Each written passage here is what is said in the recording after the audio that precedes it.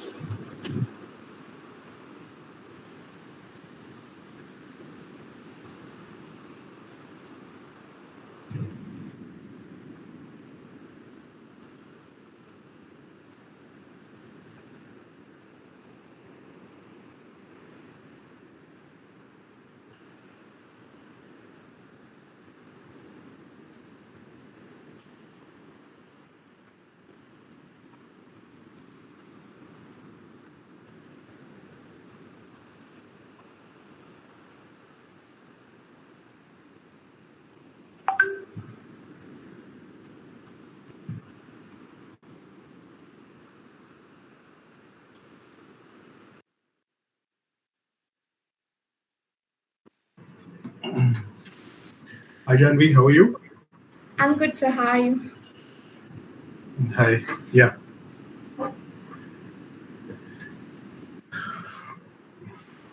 So what are you going to ask? I mean, we're not live, right?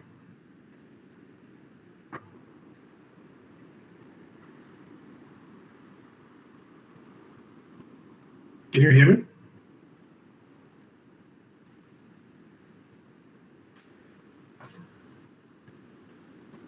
Sir, you're audible.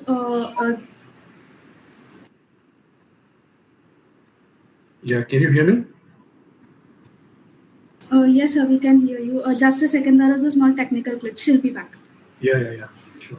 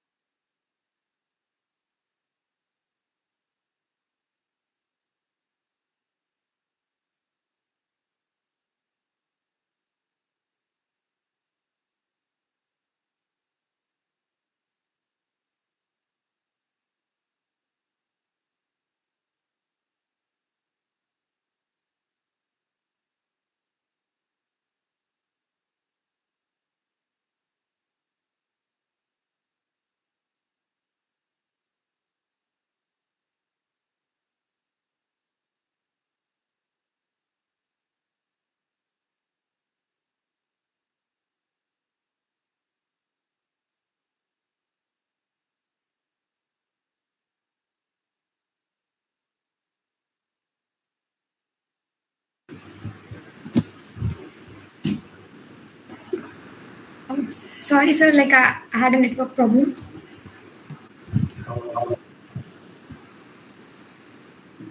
Yeah, hi Janvi. Hi, sir. Yeah.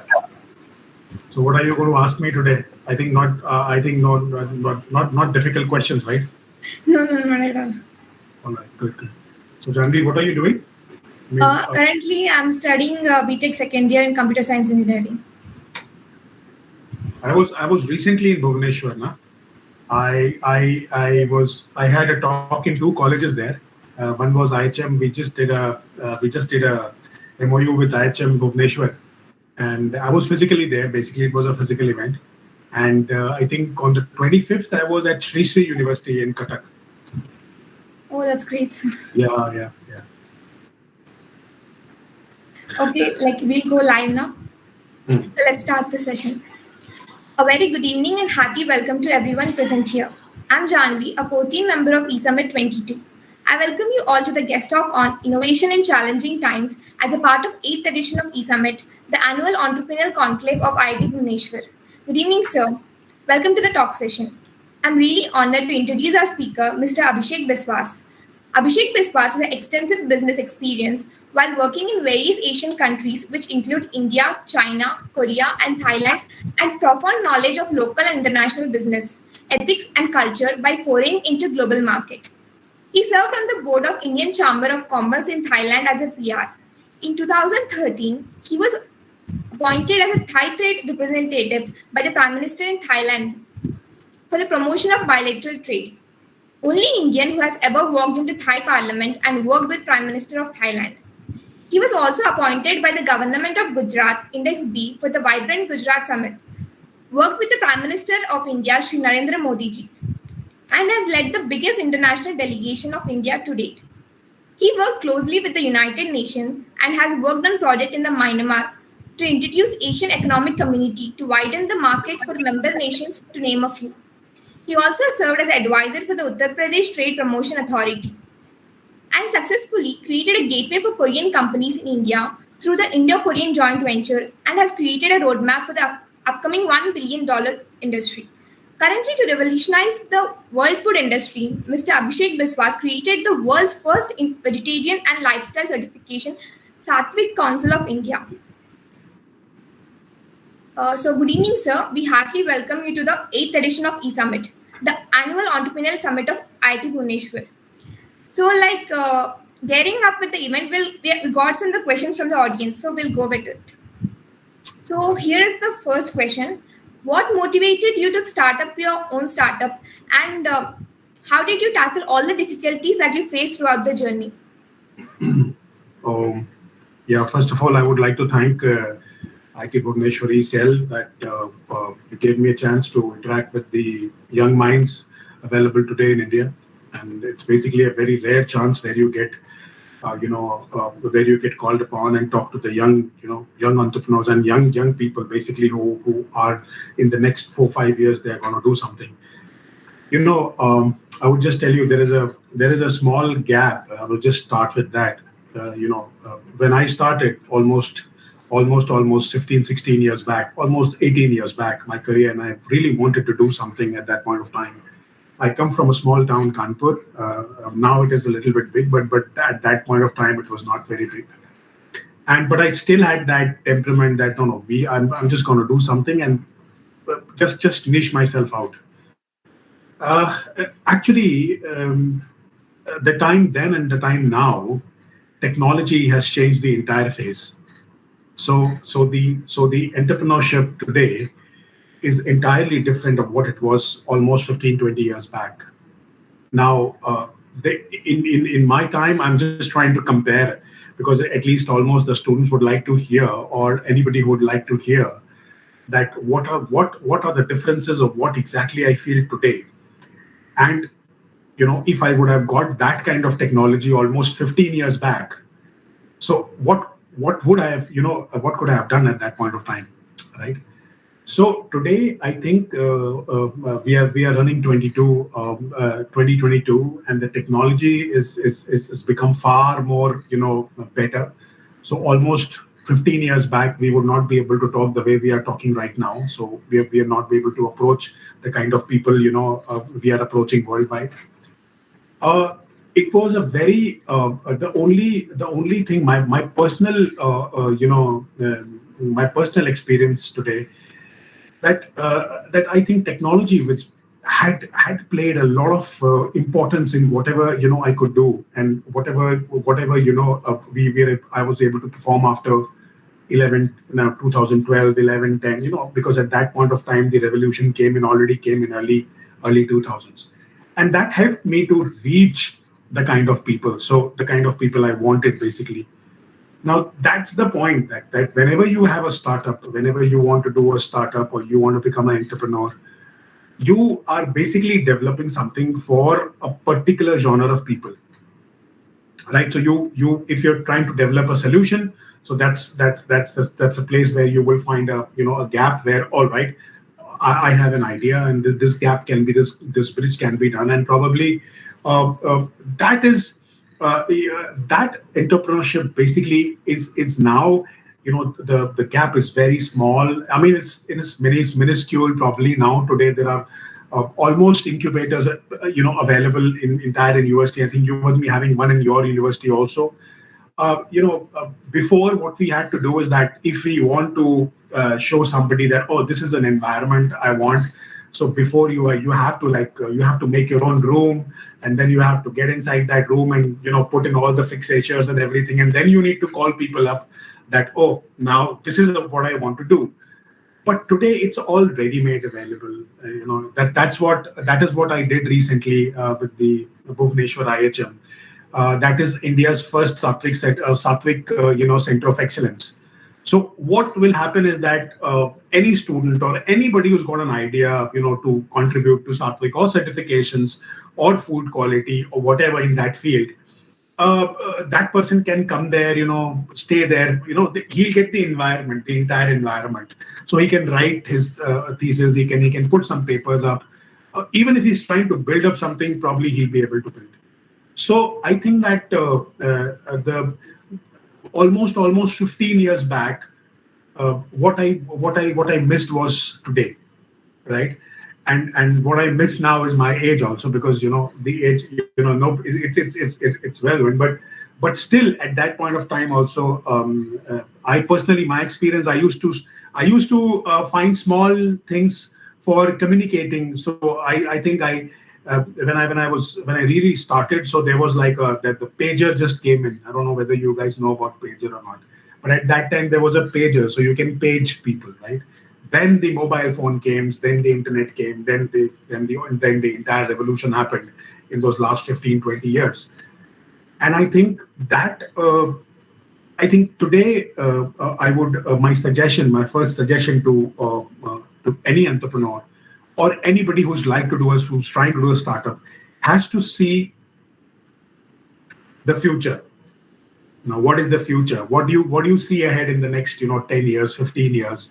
How you see the world is going to? What are the requirements there? I mean, and what is going to be the next where you can actually absolutely use the technology and go forward? Yeah. Thank you. So that was very much informative. So we'll go with the second question. So the theme of this year for our fest is embracing innovation and reshaping the future. So how do you think we can incorporate this into the entrepreneurial journey?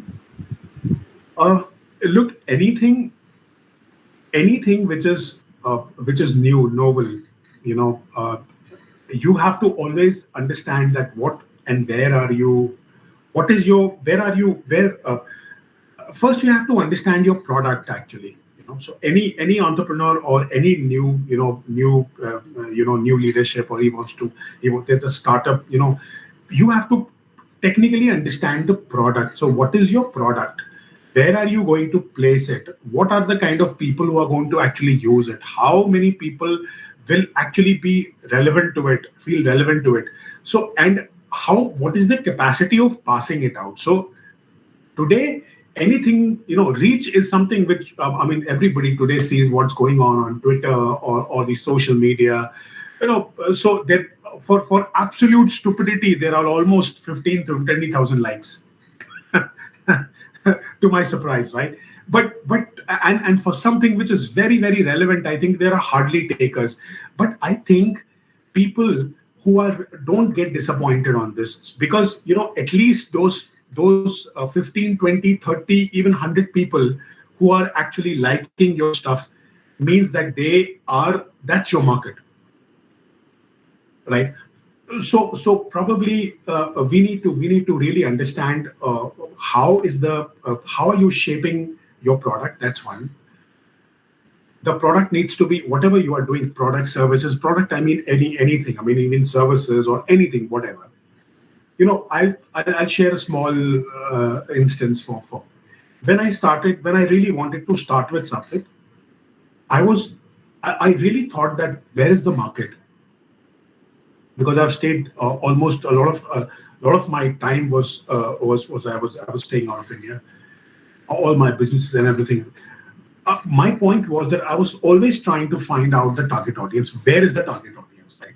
In 2014, when I came back to India, I thought that how to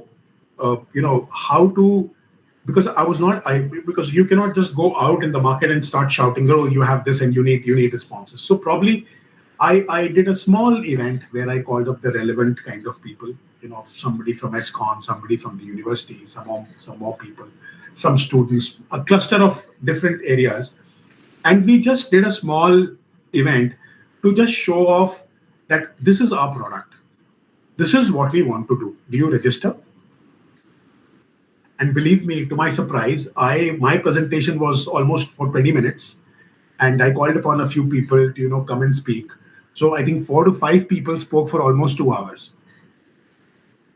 So I was able to register. At least these 5 people understand what I'm trying to do. And they are one of the prime people. Say, for example, there was a gentleman who was from ESCON. And he was used to take care of the midday meals, Delhi NCR. And he was also, one of the key guys with the ESCON restaurants, in 1 or 2 restaurants, whatever they have in Delhi NCR.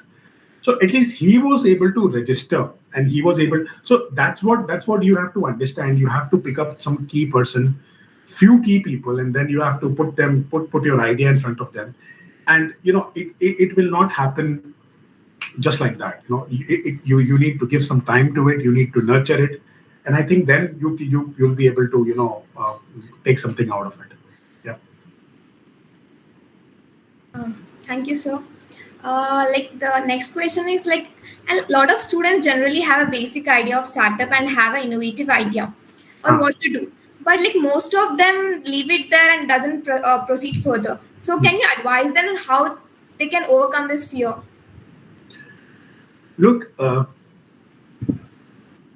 idea can even come in when you're not in an institution. When you get inside, you are a first year, second year, idea can drop in any time, because you are your capacity to in fact see and permutate, combinate your idea is what I mean. In startup idea or any idea is what that it's the best. It's kind of the best permutation combination you can do with your mind as per the entire environment where you are, right? So say, for example, if even the toothpaste was discovered, it was discovered out of out of a need, out of a demand, right? So I think that any startup or any person who's trying to do something, because I think yesterday I was doing a session with IIT Pune, and they asked me that what is the biggest, how impressive, what is the most impressive startup you have?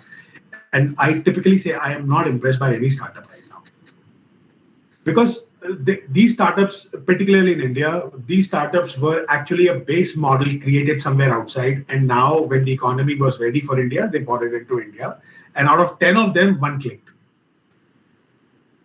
Right? So that's the basic quotient of these startups today, what we see here, right?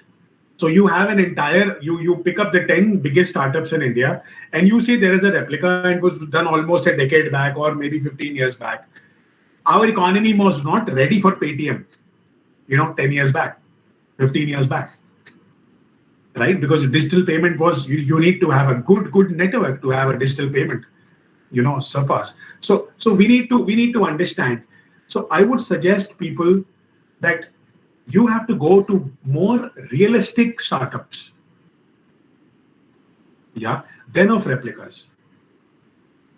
And there could be more. I mean, I have seen. Maybe I'm not able to recollect right now, but I've really seen very, very innovative things coming out of very small, villages, or maybe some place which could be nurtured. So there is a. So I would say that if there is an idea, and you see that idea, so you can put in your brain, put in the technology, and actually nurture that idea to become a bigger startup. Right, instead of replicating. And I think whenever the doubt and the fear will always be there when it's not unique. If it is unique, there's no, I think there will be no fear. Yeah. Thank you, sir. So now I request you to share your thoughts on the today's topic, like entrepreneurship and business innovations for sustainable development.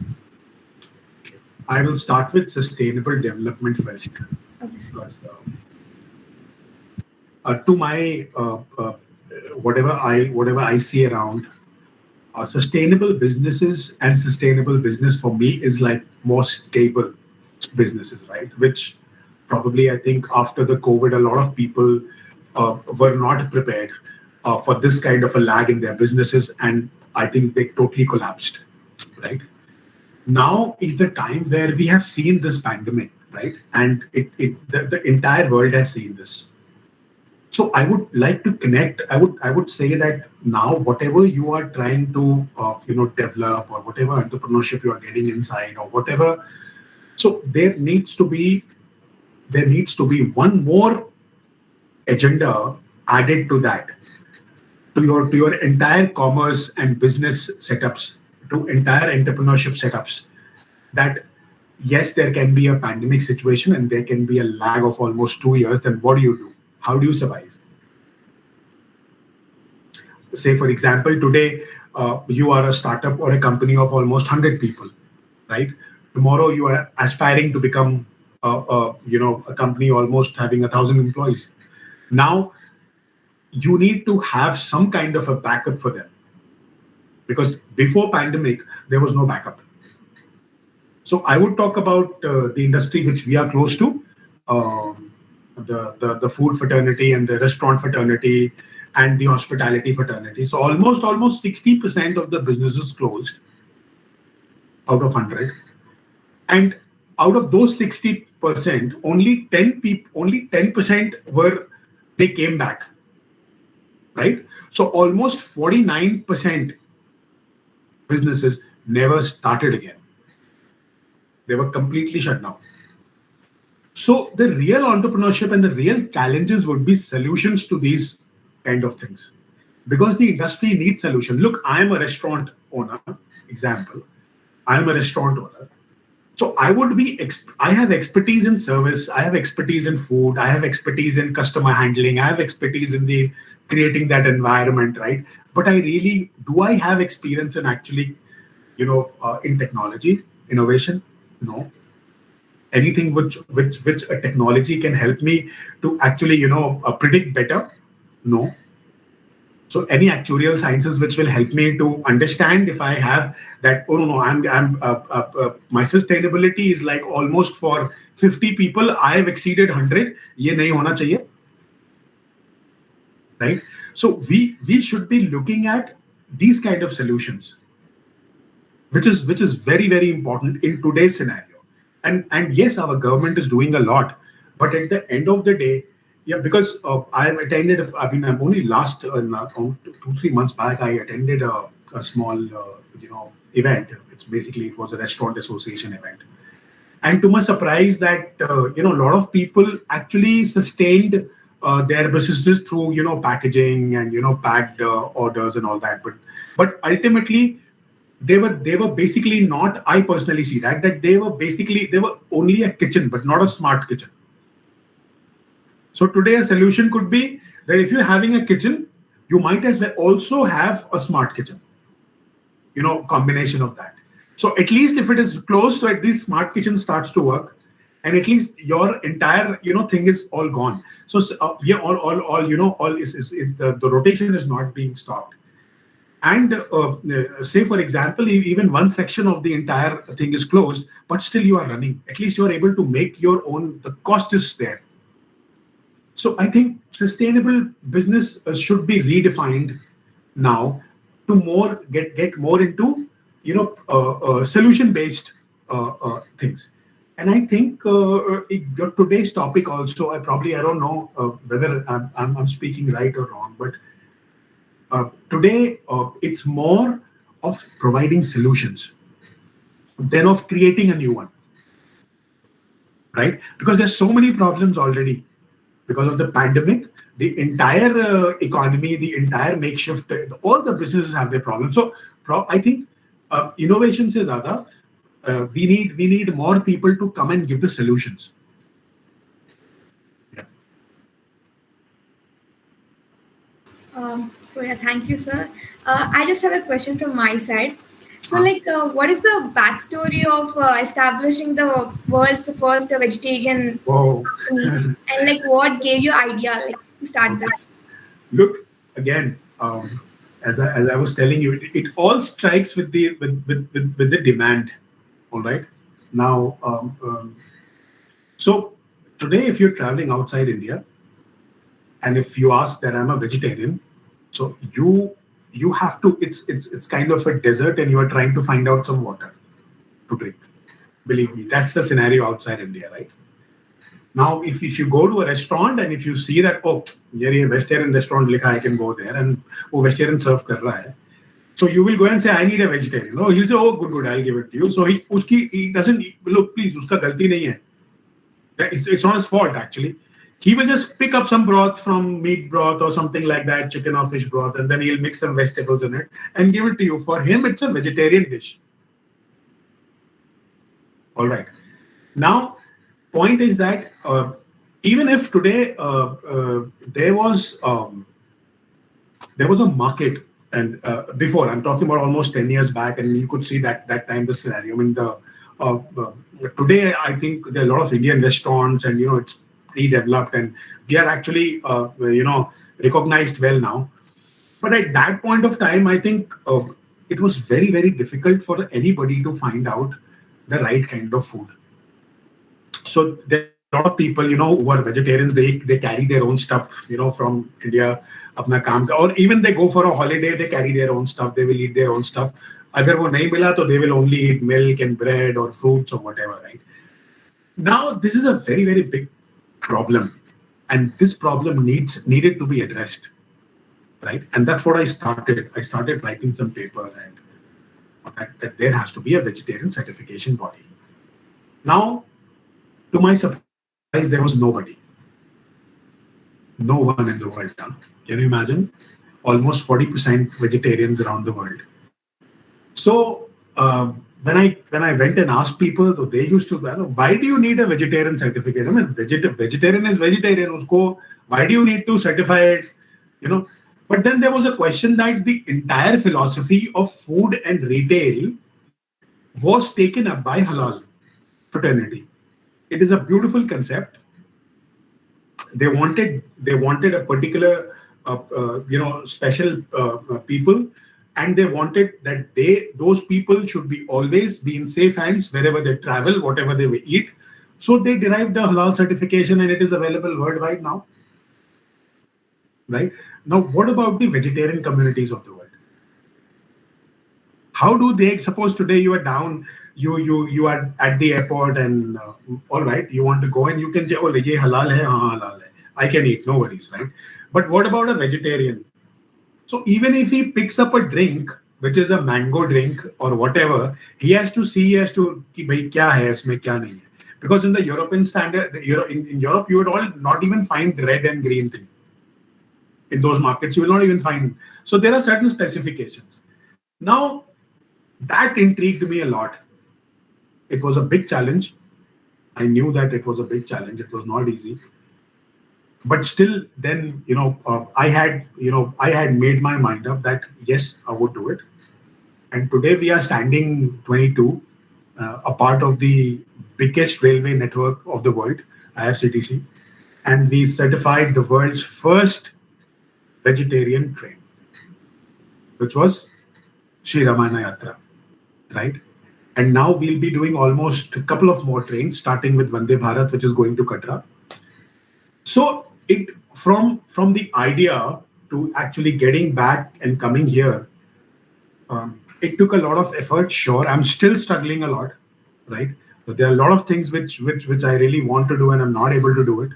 Because I think, and because there is a technical lag, there is a governmental lag. There's, governments don't you just don't walk inside somebody's office and say, no, ye kar lo. It's not like that. But yes, I'm getting inside academics. We are doing a lot in terms of academics. So I faced to share. It was not easy.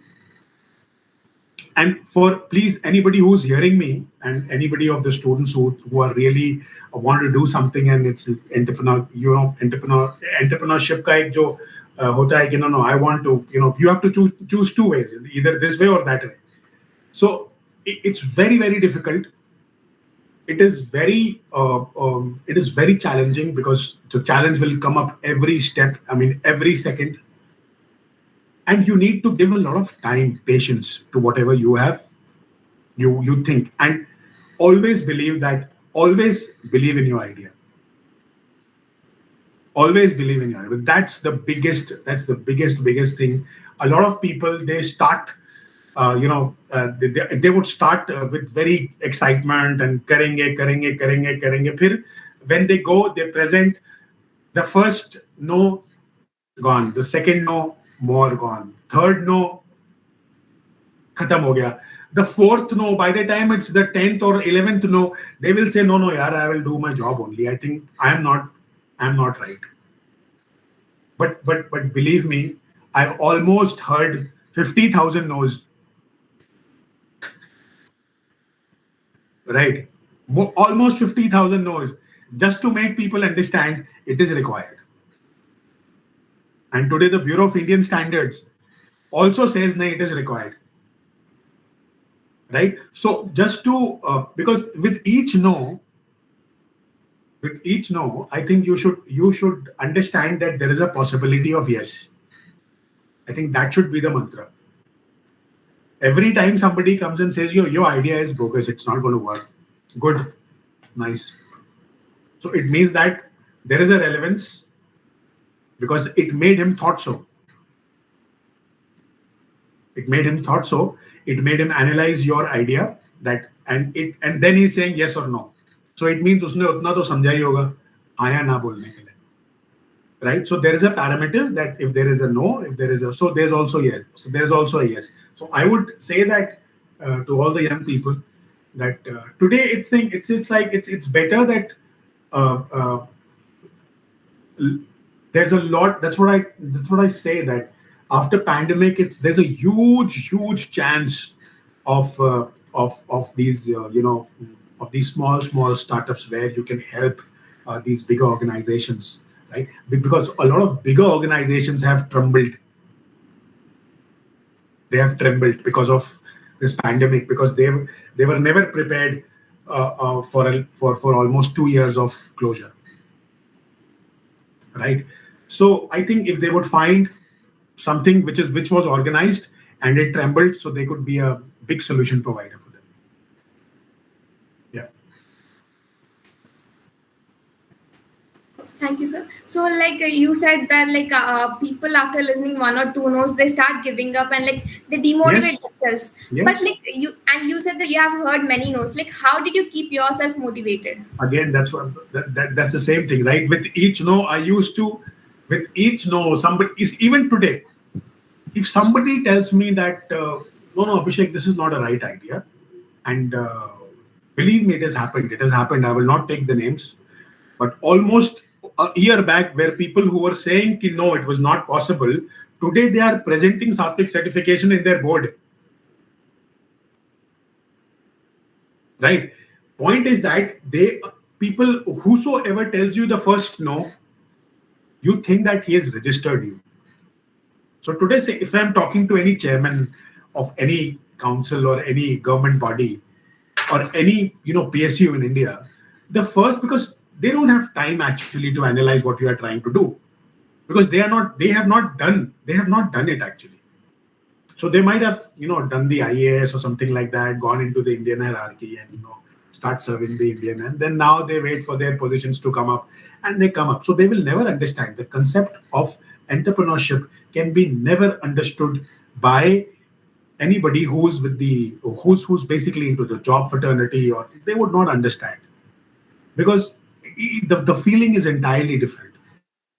Every time I had to think, am I not wasting my time? I've given almost 8 years. क्या होगा, मतलब होगा कि नहीं होगा? Again, that's what whenever I used to talk to some,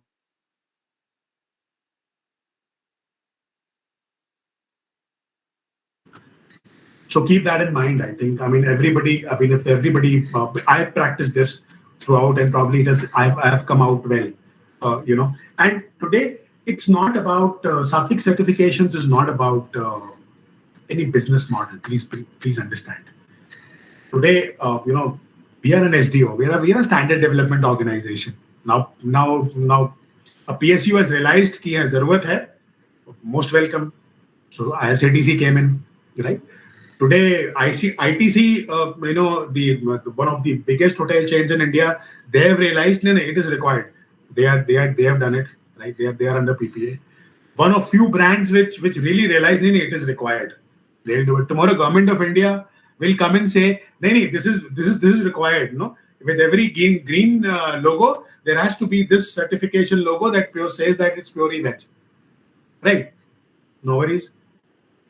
So you have to keep on doing the work. You don't have to say that why this guy is not, climbing the bus. Why is he not boarding the bus? He will, right? But you need to make that bus capable for him to understand that no, it's good. It's a good ride you can take. Yeah. So thank you, sir. Finally, could you please give some suggestions to the people watching the session and some budding entrepreneurs? I would just say that my first appeal, it has always been like that with the technical universities, especially, that please stay in India, right? The next 10 years, 20. I'm talking, it's already started, so the next decade, 2030, is these 8 years are going to be very, very important for Indian fraternity, right? And you guys are just 1%, not even 1% of the Indian population, right? You have been put up to a place where you would be having a flying, you will be having careers with flying colors, because now India is going into a different phase. So you have everything. The entire environment is here. So it's not that you don't get that environment. 15 years back, what I was saying, and 15, 20 years back, I mean, you really didn't had anything. I mean, if you had a good idea to nurture, there was nobody to even care about it. But today, it is there. And my appeal to the entire UIT fraternity is that please stay back in India. Do things in India. Try to do the startups in India, right? Get India to a level where we have to be there. So, and believe me, this next coming 8 years, these 8 years are going to be very, very important for India, and we have to contribute. We all have to contribute, right? So, Sattvik certifications is not now and only in India. It's in Canada, it's in US, it's in South Africa. Almost 3 more countries coming by the end of this year. But the base is going to be in India. So this is going to be one of the logos which is going to travel all around the world for vegetarian certifications, for people who are of vegan origin, who are of vegetarian origin. So they have this confidence, they can eat the product. Just open it, eat the product. It is safe. There is no animal content in it. Right? So something like this, or maybe whatever. I mean, I am trying to do my bit. So I always tell whosoever I meet, I mean, especially people who are technical people who are with the technical institutions, the students, fourth year, third year people, those who are now seeing the environment. So I think that's my appeal. Yeah. So yeah, that's it from my side. Like from your side, would you like to share anything more? I think that we are. I would just like to say that now Sattvik certifications is now getting inside a bigger leap. We are now introducing some Sattvik certification, Sattvik, lead auditor programs. So this lead auditor program is going to help you to basically. I always talk about dispensable income of a student, right? Or that a student who's second year, third year, he can just earn money. He has to understand to earn money, basically. So, and you have to start from day one. So that's why that's also one of the techniques. It's a skill to earn money. It's not easy. It's not. So I think that's where Sattvik Council of India gets connect with the students. So it's a small lead certification course which you can do, and you become a Sattvik certified auditor. And once you become that auditor, you will be actually empaneled by one of the biggest, companies in lead auditing, world auditing. That's Bureau Veritas. We are also tying in with companies like DNV and other companies. So basically, what is going to happen? It's not a permanent kind of a job, but it's something which will help you.